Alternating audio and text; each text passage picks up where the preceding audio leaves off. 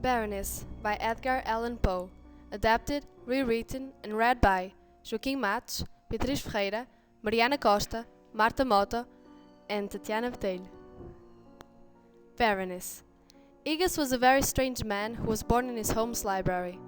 This library was also the place of his mother's death. Due to that, Egas grew attached to it. Being a lonely man, he spent his life inside the safe haven his books offered. Because of his illness, he was a very secluded man. However, there was one person he loved, his cousin, Berenice. Unlike him, she was bright, full of life and strikingly beautiful. However, Berenice got sick and was diagnosed with epilepsy, which made him start to dislike her. She wasn't the same person anymore. Despite it, he proposed to her. One afternoon, they met in the library. He couldn't recognize her anymore. She was thin and pale. Her eyes were empty. Yet, she still smiled, and her teeth were so white in the contrast with her already pale face, so shiningly perfect that he fell in love with them. He started to get obsessed. You see, while other people dreamed, while they fantasized in their minds, Egas did not. He didn't think, he got lost in his thoughts. He had monomania, and he was lonely, his life was empty, it was awful. The disease was in control.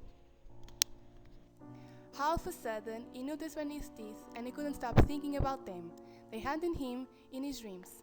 Until one day, when he woke up with a loud scream, he got up only to be told his wife had died during one of her episodes of epilepsy.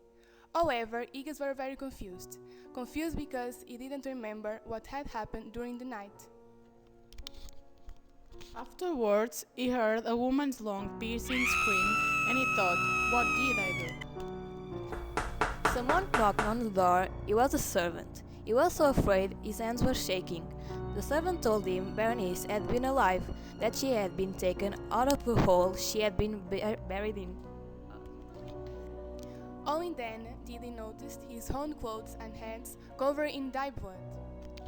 But that wasn't the worst of it. On the table, next to the lamp, was a box. When he tried to open it, it fell, letting its contents show. Dentist tools were now on the floor, next them the teeth, and even though they were scattered, they remained shiningly perfect. The end!